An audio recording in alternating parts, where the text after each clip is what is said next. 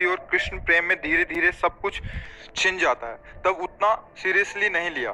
अब इधर सब कुछ धीरे धीरे छिनता जा रहा है और कृष्ण प्रेम भी अभी प्राप्ति वैसी नहीं मिल पा रही। महाराज जी कृपा मार्गदर्शन। तुम्हारा था क्या जो छिन गया, हमें बताइए भाई। रिपोर्ट तो हम तब कर सकते हैं जब हमारी कोई वस्तु छिनी हो। आपका था क्या, हमें बता दीजिए। आपने क्या रचना की और आपका क्या पुरुषार्थ था? किसमें? पांच भौतिक शरीर में, ये पंचभूतों से बना हुआ, या आप में? आप भगवान के अंश हैं। क्या पुरुषार्थ? अगर वो एक आंख हटा देते हैं, उनकी मौज की बात है, वो एक से दिखाना चाहते हैं, उनकी वस्तु है ना। आपकी क्या, हमें बता दो। आपका क्या है? आपका क्या है, आप बताइए। पढ़े लिखे गए आप तो भगवान ने बुद्धि दी है ना। बुद्धि का हरण कर ले तो फुटपाथ में कागज बटोरते घूमते है क्या आपके पास? अब जो बात आई छिन गई, तो इसका प्रारब्ध है। आप सुनो, जो हम लोग कहते हैं भगवान सर्वस्व छीन लेते हैं, उसका तात्पर्य होता है मन और इंद्रियों को भगवान में समर्पित होना। भगवान अपने बच्चों की बाहरी लीलाओं का, खेल खिलौनों का विनाश नहीं करते। भाव को समझिए। अवश्य में भोक्तव्यम कृतम कर्म शुभाशुभम। अभी आप उस कोटि के शरणागत नहीं कि आपके शुभ और अशुभों का विनाश हो गया हो, समझना। आप खुद स्वीकार करते हैं 2 वर्ष से भक्ति में। अब किस कोटि की भक्ति है 2 वर्ष में जागृत हो गई, वो आप देखो। इसके पीछे क्या होता है जन्म जन्मांतरों में, इसी जन्म में आप देखो। तो जो बोया है पीछे साल की फसल, खाना तो पड़ेगा ना। और उसमें कह दें कि हमने बम्बूल बोया था, कांटे आ रहे हैं, भगवान ने जब से भक्ति शुरू की तब से कांटे खाने को मिल रहे हैं, गलत बात। पिछले वर्ष जो आपने किसानी में बोया, इस वर्ष वही खाओगे। अब जो बो रहे हो उसे तुम आगे फसल काटोगे।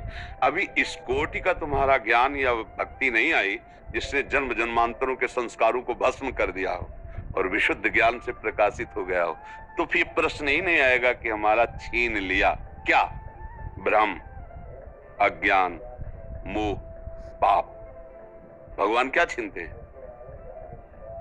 ये छीनते हैं। नहीं, लड़का छीन लिया तो भ्रम ही तो था, तो कि वो तुम्हारा पुत्र है। भगवान ही तो आए थे, तुम जान पाए क्या? तुम्हारे कर्म की भोग को देने के लिए उतने समय तक वो भगवान ही अंदर आए हुए थे पुत्र रूप में। तुम भ्रम से अपना मान लिया, इसे रो बैठ के।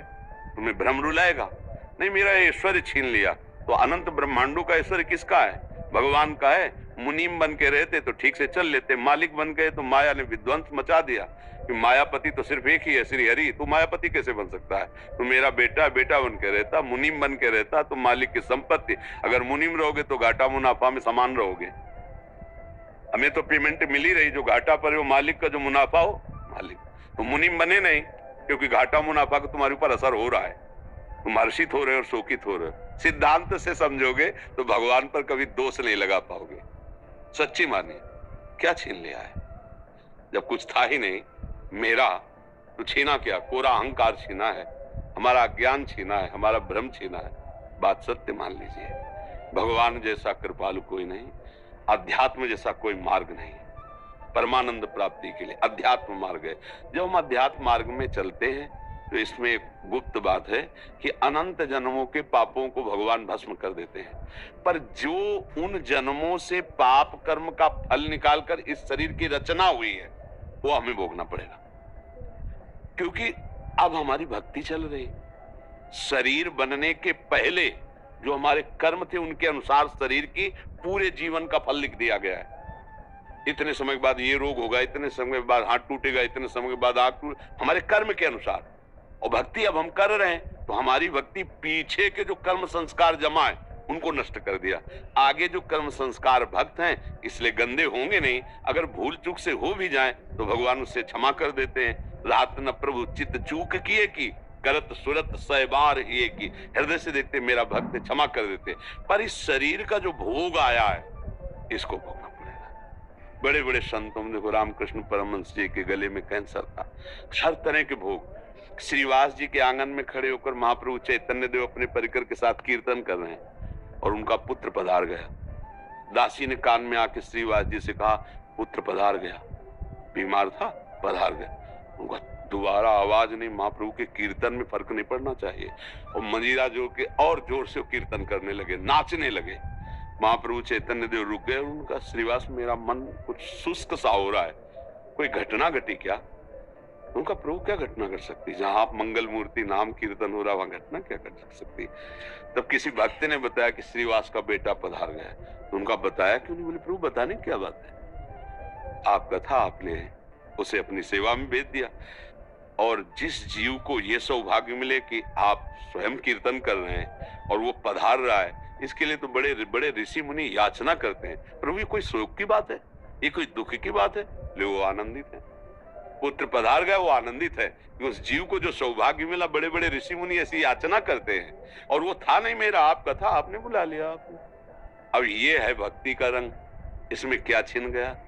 जो जीव जितने समय के लिए आया उतने समय तक रहेगा और चला जाएगा। ये शरीर जितने समय तक के लिए पहले ही निर्धारित हो चुका है, इसके बाद ये चला जाएगा।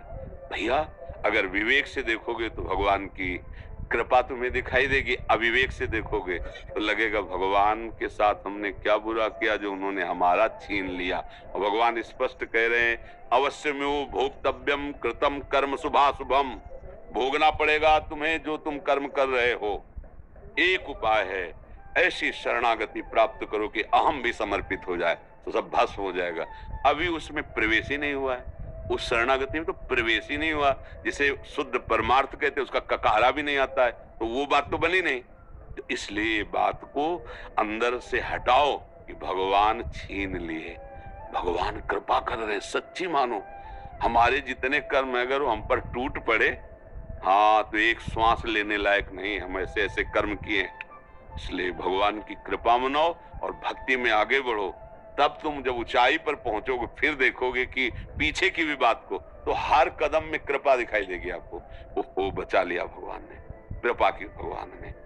अगर हमारे अनुकूल परिवार मिलता, अनुकूल संपत्ति मिलती तो भोगों में फंस जाता, कभी इस आनंद को प्राप्त। कितने कृपालु भगवान, आपने मुझे वो दिया ही नहीं जिसमें फंसा जाता है, मुझे दिया ही नहीं। बड़े कृपालु, आपकी जय। ऐसे मनाते। अभी राग है भोगों में, परिवार में, संसार में, तो हमें लगता है कि भगवान बहुत बुरा करने वाले हैं। एक ऐसे हैं कि जो उनकी ज्यादा आरती पूजा करता है उसी की वो धुल देते हैं, उसी को पिटवा देते हैं, उसी को कर। ऐसा नहीं है। वो जो दिखाई आपको दे रहा है वो इसलिए दे रहा है कि अब आखिरी है, अनंत जन्मों का हिसाब इसी जन्म में होके खत्म खेल, अब हमें प्रभु के पास जाना है। ये बात अगर आप देखोगे तो आप रो पड़ोगे कि जिन कर्मों को मैं लाखों जन्म भोगता फिर भी नहीं काट पाता, उनको भगवान ने से चुट पुट थोड़ा बारा कष्ट दे के निपटा दिया और अपने पास बुला रहे हैं। बड़े कृपालु भगवान है। तो हमें तो कृपा ही कृपा नजर आती भैया। भगवान पर दोष करने का तो हमें कभी समझे में नहीं आया। अगर आता तो हम कह देते, ऐसा कह देते हम। हमने आज तक ऐसा नहीं देखा है। जब कभी कहीं कोई हृदय में जलन हुई तो मेरे विचार की कमी हुई, मेरे आचरण की कमी हुई, मेरे भगवान की नहीं। सच्ची कहता हूं।